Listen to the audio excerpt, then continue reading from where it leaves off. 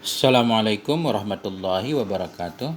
Sahabat semuanya yang dimuliakan Allah Subhanahu wa taala, kita lanjutkan membaca kitab Matan Warokat atau Syarah Matan Warokat. Alhamdulillah sudah sampai di halaman 14, yaitu judulnya tentang nasakh dan mansukh. Bismillahirrahmanirrahim. Qala al-musannifu wasyarihu wal muhsyi rahimahumullahu taala wa nafa'ana bi ulumihim amin ya rabbal alamin. Wa amman nasakhu fa ma'nahu lughatan al-izalatu. Dan adapun bermula nasakh itu niscaya maka bermula maknanya nasakh lughatan pada bahasa itu izalah, menghilangkan. Nah, matan di sini kata Imam Haramain, nasakh secara bahasa artinya izalah, menghilangkan. Yuqalu dikatakan orang nasakhati syamsud dhilla. Dikatakan orang telah menasakh oleh matahari akan bayangan. Apa arti menasakh oleh matahari akan bayangan? Iza azalathu wa rafa'anhu bin bisatiha. Apabila menghilangkan ianya matahari akannya bayangan, wa rafa'anhu dan mengangkat ianya matahari akannya bayangan, bin bisatiha dengan sebab terhamparnya matahari. Jadi di segi bahasa, kata nasakh ini digunakan dengan arti izalah, menghilangkan. Buktinya orang Arab mengatakan matahari telah menasakh bayangan, artinya matahari telah menghilangkan bayangan. Matahari telah menghilangkan bayangan dengan sebab keluar terhampar cahayanya matahari. Waqila, dan dikatakan orang maknahu an-naklu, bermula maknanya nasakh pada bahasa itu an-naklu, memindahkan. Min qaulihim, diambil dari ucapan mereka orang Arab, nasakhtu ma fil kitab. Aku nasakh akan ma yang ada ia dalam kitab. Kapan orang Arab menyatakan nasakhtu ma fil kitab? Iza naqaltuhu bi ashkali kitabatih. Iza naqaltuhu, bila aku pindahkan akannya ma yang ada dalam kitab. Hu ini kembali kepada ma fil kitab. Bila aku pindahkan akannya ma yang ada dalam kitab. Maksud aku pindahkan di sini aku salin. Bila aku salin akan ma yang ada dalam kitab bi ashkali kitabatihi, dengan bentuk-bentuk tulisannya. Di depan kita ada satu buku, kemudian isi buku tersebut kita salin, kita pindahkan ke buku yang lain. Itu orang Arab menyatakan nasakhtu ma fil kitab. Bukan isi bukunya kita pindahkan langsung, kita sobek. Kalau kita sobek itu makna pertama, yaitu izalah. Ini justru kita salin dengan bentuk tulisannya, kita copy. Nah, itu namanya nasakh. Jadi kalau berdasarkan dalam matan kitab di sini, berarti nasakh itu ada dua artinya dalam bahasa. Arti pertama izalah, menghilangkan. Arti kedua yaitu an-naklu, memindahkan atau menyalin. Kemudian di sini Imam Haramain, pengarang matan, beliau tidak menjelaskan apakah nasakh artinya izalah dan nasakh artinya nakal dua-duanya hakikat atau satu hakikat satu majaz. Nah, karena di sini terjadi khilaf para ulama. Ada yang menyatakan nanti arti nasakh secara bahasa yaitu izalah, itu hakikatnya. Arti majaznya yaitu memindahkan. Karena di sini beliau tidak menjelaskan, berarti beliau lebih menguatkan pandangan yang menyatakan bahwa arti nasakh itu hakikat bagi izalah, hakikat juga nakal. Artinya ada dua penggunaan, dua-duanya hakikat musyarakah. Nah, kalau memang satunya hakikat, satunya majaz, beliau pasti mengingatkannya. Nah, ada yang bilang seperti itu. Zahir kalam musannif menunjukkan bahwa nasakh artinya izalah, nasakh artinya nakal, dua-duanya hakikat. Artinya penggunaan secara bahasa kedua-dua makna tersebut sering digunakan. Kalau dalam kitab yang sering kita baca, sering ketemu wa fi ba'din nusakhi, sabit pada sebahagian tulisan kitab. Berarti di sana arti nusakh itu tulisan atau salinan kitab. Nah. Wahadduhu syar'an, dan bermula definisinya nasakh pada syarak. Jadi karena nanti kalau kita baca definisi kitab yang menunjukkan ini, walaupun dhamirnya kembali kepada nasakh tapi maksudnya nasikh. Dari mana kita tahu? Nanti dari definisi yang beliau buat. Kita baca dulu. Wahadduhu syar'an, dan bermula definisinya nasikh isim fa'il pada syara itu khitabud dallu ala raf'il hukmi sabiti bil khitabil mutaqaddimi ala wajhin laulahu lakana sabitan ma'a tarakhihi anhu. Enggak rumit ini. Bermula definisi nasikh pada syara itu al-khitab. Satu khitab, satu ketentuan hukum, satu dalil hukum, ad-dallu, yang menunjukkan ianya dalil hukum, ala raf'il hukmi sabiti, kepada menghilangkan hukum yang sebut ianya hukum, bil khitabil mutaqaddami, dan khitab yang terdahulu. Bi khitabil mutaqaddimi, dengan khitab yang mendahuluinya.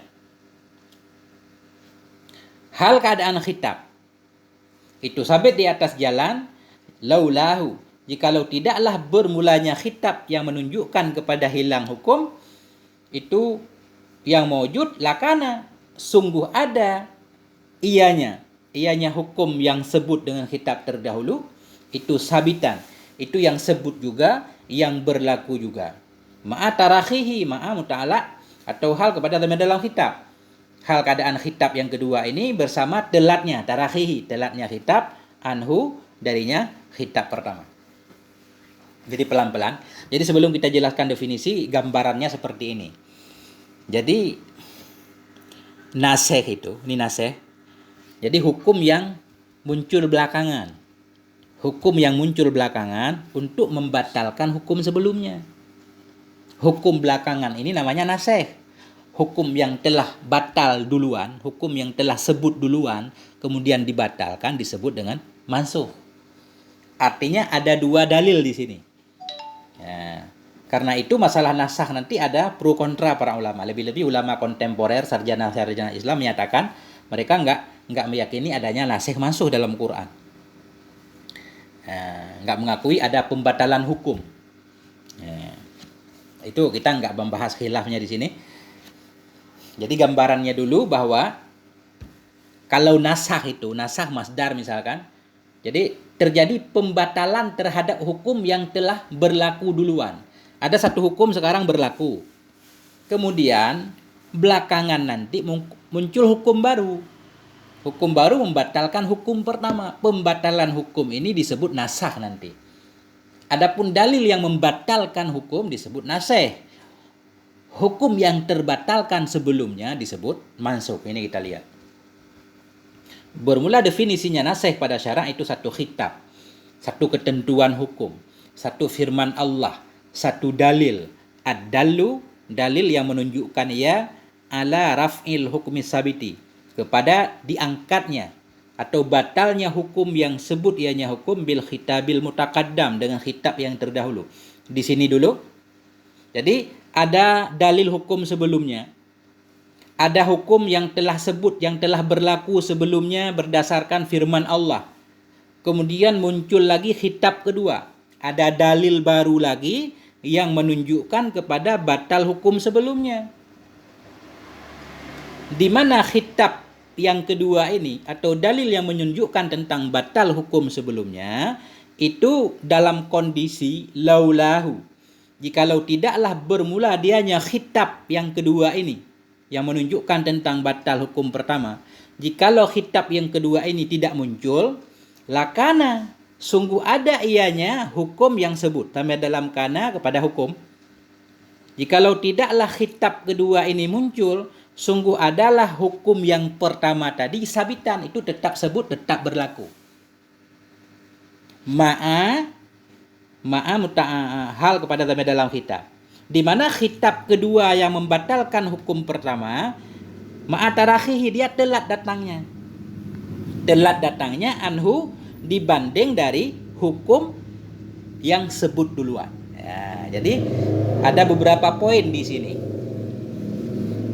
Jadi nasikh itu berarti dalil yang datang belakangan untuk membatalkan dalil hukum yang telah berlaku duluan. Di mana kalau dalil kedua ini tidak muncul, hukum pertama tetap berlaku. Kemudian dalil kedua ini disyaratkan datangnya belakangan, artinya ada jeda. Antara nasikh dan mansukh itu disyaratkan ada jeda. Kalau enggak ada jeda, nanti enggak disebut nasikh atau nanti enggak disebut nasakh dalam satu ayat misalkan. Hadza haddun nasikhi. Bermula ini yang dalam matan itu yaitu definisi nasikh, bukan nasakh. Nasikh isim fa'il. Karena beliau menyatakan khitab, satu dalil hukum yang menunjukkan kepada batalnya hukum yang sebut duluan, yang berlaku duluan. Jadi karena khitab di sini maksudnya nasikh. Wa yu'khadhu minhu haddun nasakhi, dan bisa dipahami daripadanya definisi nasikh akan definisi nasakh. Wa yu'khadhu, dan diambil darinya haddun nasikh akan haddun nasakh, akan definisi nasakh. Bagaimana definisi nasakh? Nasakh masdar bi annahu raf'ul hukmi, dengan bahwa sungguhnya nasakh itu raf'ul hukmi, terangkatnya hukum mazkur. Raf'ul hukmil mazkuri bi khitabin ila akhirih. Nasakh adalah raf'ul hukmi, terangkatnya hukum yang disebutkan. Maksud hukum yang disebutkan, terangkatnya hukum yang telah berlaku duluan dengan dalilnya, terangkatnya dengan sebab khitabin, ada ketentuan hukum yang lain yang muncul belakangan. Nah, itu maksud ila akhirih. Jadi kalau nasikh itu dalil hukumnya, kalau nasakh itu berarti hukumnya terangkat, tidak berlaku. Makanya beliau mengartikan ay raf'u ta'alluqihi bil fi'li.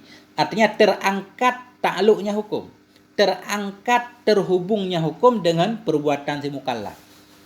Hukum sebelumnya tadinya berlaku kepada si mukallaf, sekarang ada hukum baru sehingga hukum pertama itu hilang hubungannya dengan si mukallaf. Tidak ada sangkut paut lagi dengan perbuatannya si mukallaf.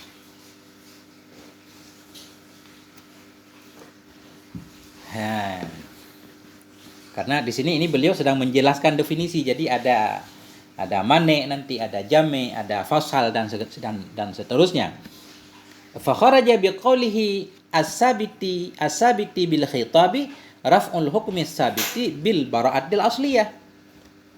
Maka keluar dengan ucapannya musannif dalam matan. Apa ucapan musannif? As-sabit bil khitab. Oleh apa keluar?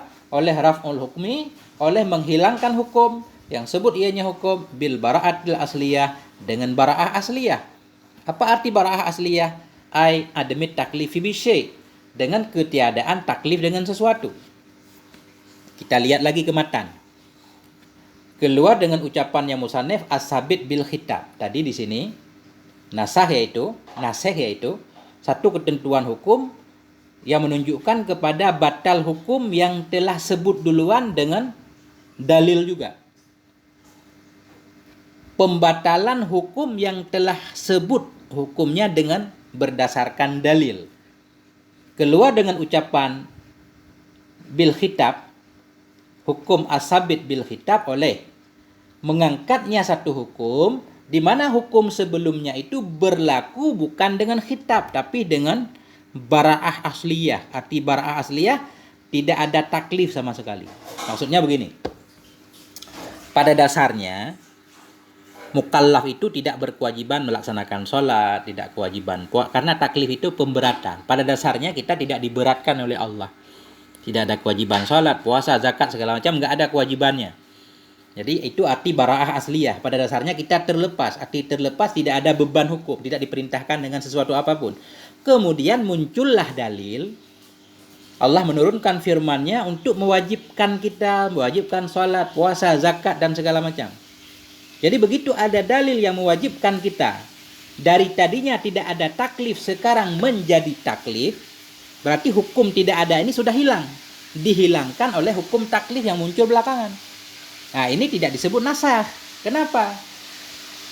Karena tidak ada beban, kita tidak ditaklifkan dengan sesuatu, itu sebutnya bukan dengan khitab. Memang namanya bara'ah asliyah. Pada dasarnya tidak butuh kepada dalil. Pada dasarnya kita terbebas dari segala perintah Allah. Begitu Allah menurunkan ayat-ayat selanjutnya, firman Allah untuk mewajibkan kepada kita melakukan sesuatu, sehingga hukum yang tadinya kita terlepas menjadi tidak terlepas. Yang tadinya nggak ada taklif, sekarang menjadi taklif. Jadi taklif menghilangkan tidak taklif. Itu tidak disebut nasikh. Kalau itu disebut nasikh, semua ajaran agama itu nasikh. Kenapa? Karena pada dasarnya kita nggak ada kewajiban apa-apa. Kemudian muncul dalil-dalil, kita harus melakukan banyak hal. Jadi kalau kita anggap hal seperti itu nasakh, maka semua agama itu nasakh. Makanya beliau menyatakan bukan nasakh. Jadi yang disebut nasikh yaitu pembatalan hukum pertama, yang hukum pertama itu berlakunya berdasarkan dalil. Artinya khitab.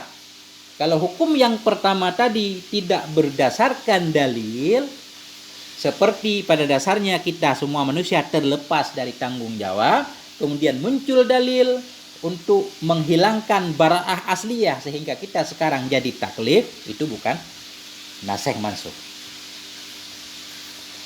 Wa biqaulina bi khitabil ma'khudhi min kalamihi ar-raf'u bil mauti wal jununi. Dan keluar dengan ucapan kami bi khitab, yang diambilkan akan dianya khitab daripada kalamnya musannif. Oleh apa keluar? Oleh ar-raf'u, oleh hilangnya hukum dengan sebab mati dan gila. Artinya begini, kalau matan cuma membuat definisi nasikh, pensyarah Syekh Jalal membuat definisi nasakh. Karena definisi nasakh bisa dipahami dari definisi nasikh. Kata beliau dalam mendefinikan nasakh, nasakh yaitu terangkatnya hukum yang tersebut di atas, terangkatnya hukum yang sudah berlaku dengan satu khitab. Keluar dengan ucapan terangkatnya hukum dengan khitab, keluar dengan ucapan kami bi khitab, di mana khitab itu diambil dari ucapan musannif, oleh terangkat hukum dengan sebab mati. Nah, jadi tadi dalam sebelumnya Syekh Jalal menyatakan nasakh itu batalnya hukum pertama dengan khitab yang muncul di kedua. Keluar bila batalnya hukum dengan sebab kematian dan gila, bukan dengan khitab. Artinya begini, seseorang belum sholat duhur, waktu duhur sudah masuk, dia belum sempat sholat duhur,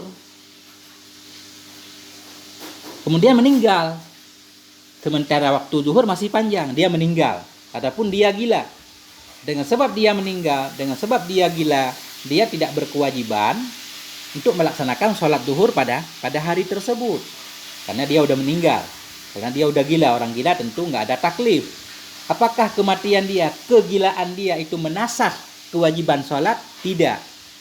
Karena batal hukum sebelumnya, batal kewajiban sholat itu bukan dengan khitab, bukan dengan dalil, tapi dengan sebab dia mati dan gila. Nah, itu maksudnya. Jadi nasakh itu batalnya hukum pertama dengan khitab yang muncul kedua, dengan dalil yang kedua.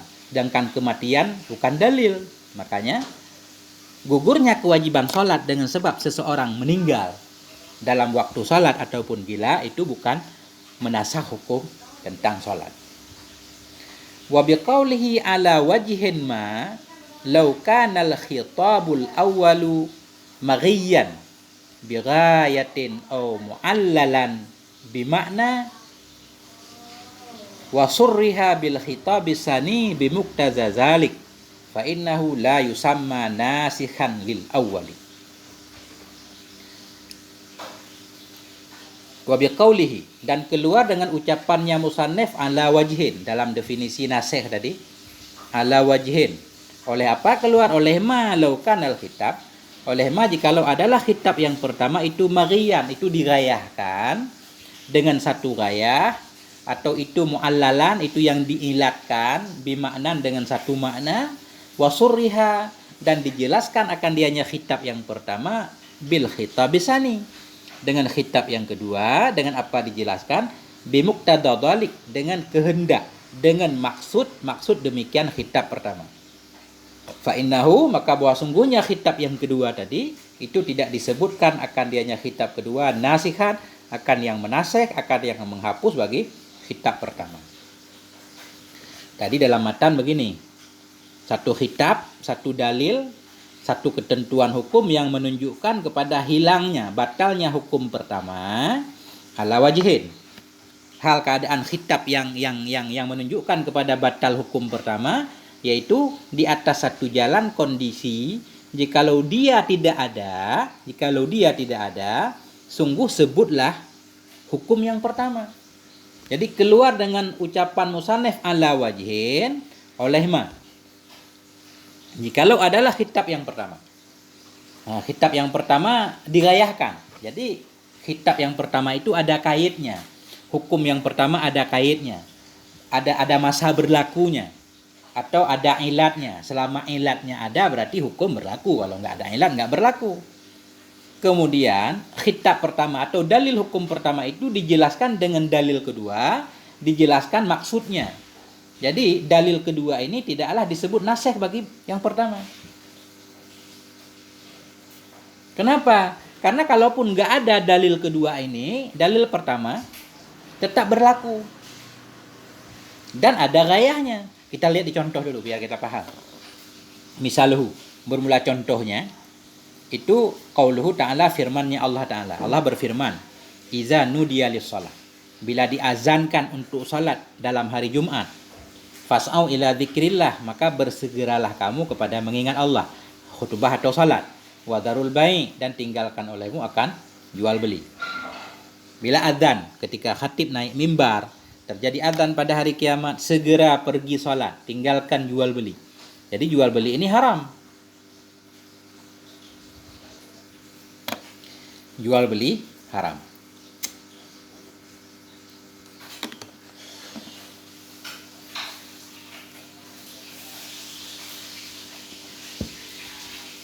Hingga kapan haram? Pasti bisa dipahami di sini. Haram hingga selesai waktu Jumat. Hingga selesai waktu Jumat. Ini. Fatahrimul bai'i maghiyan binqidha'il Jum'ah. Maka bermula haram jual beli itu dirayahkan dengan berlalunya Jumat. Apabila diazan pada hari Jumat untuk salat, maka segeralah kamu kepada mengingat Allah, tinggalkan jual beli. Kita paham di sini. Jadi jual beli itu haram selama proses melaksanakan sholat Jumat. Maka bermula pengharaman jual beli itu dirayahkan dengan berlalu Jumat. Kemudian begitu ada ayat selanjutnya, fala yuqalu, maka tidak boleh dikatakan inna qaulahu ta'ala, bahwa sungguh firman-Nya Allah Ta'ala, fa iza qudiyatis shalah, bila telah dilaksanakan akan salat, fantashiru, maka bertebaranlah kamu fil ardi, di muka bumi, wabtaghu min fadlillah, haraplah kamu dari karunia Allah. Itu nasikhon, khabar inna. Tidak bisa dikatakan iza qudiyatis shalah ini menasek, menghapus lil awali bagi hukum yang pertama, yaitu bagi haramnya jual beli pada waktu Jumat. Nah, kenapa? Karena kalaupun khitab yang kedua ini fa idza qudiyatis shalah tidak maujud, tetap bisa dipahami di sini bahwa haramnya jual beli memang selama waktu Jumat. Ya. Cuma ayat kedua ini tugasnya cuma menjelaskan, bal bayyana ghayatat tahrim. Tetapi menjelaskan ianya firman Allah fa idza qudiyatis shalah akan berakhirnya pengharaman. Ya. Makanya beliau keluar dengan ucapan musannif ala wajhin, di atas jalan. Jikalau khitab kedua ini tidak muncul, maka hukum pertama tidak berlaku.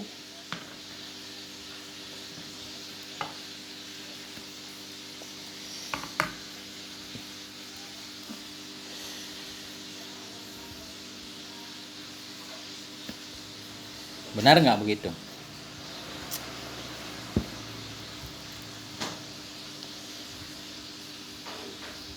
Wa kadza qauluhu ta'ala, demikian pula itu firman-Nya Allah Ta'ala. Coba kita lihat firman Allah Ta'ala. Wa hurrima 'alaikum saydul barri ma dumtum hurma.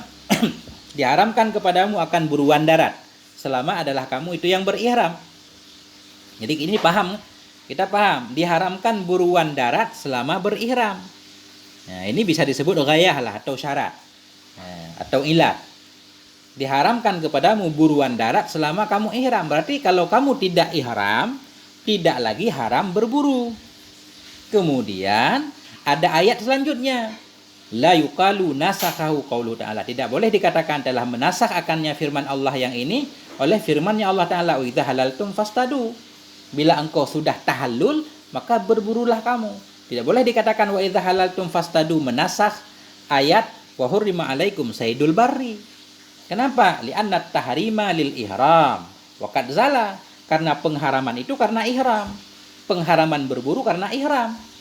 Begitu ihram hilang, waqad zala, dan sungguh telah hilang ianya ihram.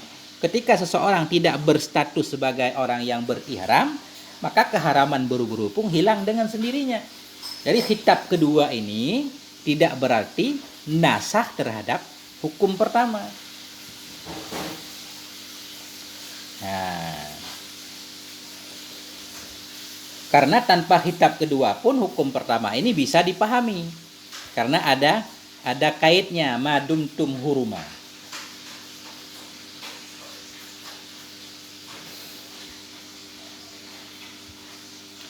Wa kharaja biqaulihi ma'atarakhihi anhu mattasala bil khitabi min sifatin aw syartin aw istisna'in. Dan keluar dengan ucapannya musannif ma'atarakhihi anhu, bersama telatnya khitab kedua anhu darinya khitab pertama. Oleh ma bila bersambung ianya ma dengan khitab yang pertama, maksudnya bersambung, min sifatin berupa sifat atau syarat atau istisna. Jadi dalam matan nasih yaitu khitab, satu ketentuan hukum, satu dalil yang membatalkan hukum yang telah sebut dengan dalil pertama, di mana dalil kedua ini datangnya belakangan. Keluar dengan ucapan datangnya belakangan oleh dalil yang bersambung dengan dalil pertama. Baik dalil pertama disifatkan atau bersyarat atau istisna, itu tidak disebut nasih juga. Contohnya misalkan, kama law qila illa ahla zimmah aqba qaulihi uqtulul musyrikin. Misalkan Allah menyatakan uqtulul musyrikin, perangi olehmu akan semua orang musyrik, illa ahla zimmah, kecuali ahla zimmah. Jadi illa ahla zimmah ini bersambung dengan uqtulul musyrikin sebagai istisna. Jadi tidak bisa dikatakan illa ahla zimmah ini yaitu menasih terhadap uqtulul musyrikin. Enggak. Kenapa? Karena bersambung. Jadi syarat yang menjadi nasih itu munculnya belakangan, ada jedanya. Satu hukum yang sebut pertama, hukum itu sudah berlaku, kemudian beberapa masa kemudian baru datang dalil baru untuk membatalkan hukum pertama, tidak bersambung. Kalau bersambung itu bukan nasih. Atau qila ghaira zimmiyin, sifat misalkan. Uqtulul musyrikin, perangi olehmu akan orang musyrik, ghaira zimmiyin, kecuali orang zimmi. Jadi ghaira zimmi ini sifat bagi musyrikin. Ghaira zimmi bukan nasih. Atau syarat. Uqtulul musyrikin, perangi olehmu akan orang musyrik, illam yakunu, jika tidak ada mereka musyrik, itu orang zimmi. Jadi illam yakunu ini syarat, misalkan bersambung dengan uqtulu. Jadi syarat seperti ini bukan nasih. Jadi kesimpulannya apa? Nasih itu yaitu dalil yang muncul belakangan terhadap satu hukum, di mana dalil tersebut menghapus hukum yang sebut sebelumnya dengan dalil juga. Nah itu. Adapun nasah itu yaitu terangkatnya satu hukum yang sudah berlaku duluan dengan sebab hukum yang muncul belakangan. Dan antara nasih dan mansukh disyaratkan ada jedanya. Nah, mungkin lebih kurang seperti itu yang bisa saya pahami. Mohon maaf atas segala kekurangan. Wal afwa minkum. Wassalamualaikum warahmatullahi wabarakatuh.